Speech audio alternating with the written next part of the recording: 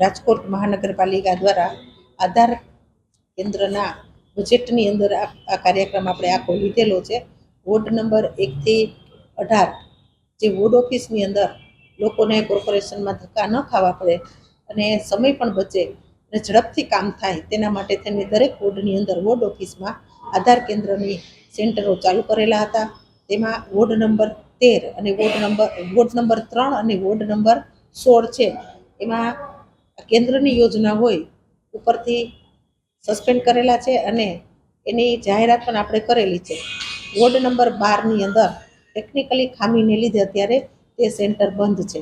આમ જોઈએ તો અમુક બેંકની અંદર અને પોસ્ટ ઓફિસની અંદર પણ આધાર કેન્દ્રની કામગીરી થતી હોય તો લોકો ત્યાં પણ અત્યારે જતા હોય છે અને બાકીના વોર્ડની અંદર આધાર કેન્દ્રની કામગીરી ચાલુ છે.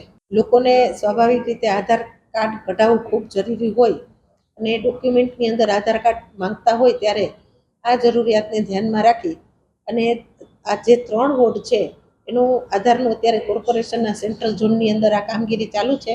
ત્યાં પણ એ લોકો કઢાવી શકે છે. પણ પૂછપરછના અંતે હું જાણી લઉં કે ભાઈ આ 3 વોર્ડ છે એને નજીકના કોઈ વોર્ડ લાગુ પડતા હોય અને તો ત્યાં જઈ શકે છે કે કેમ.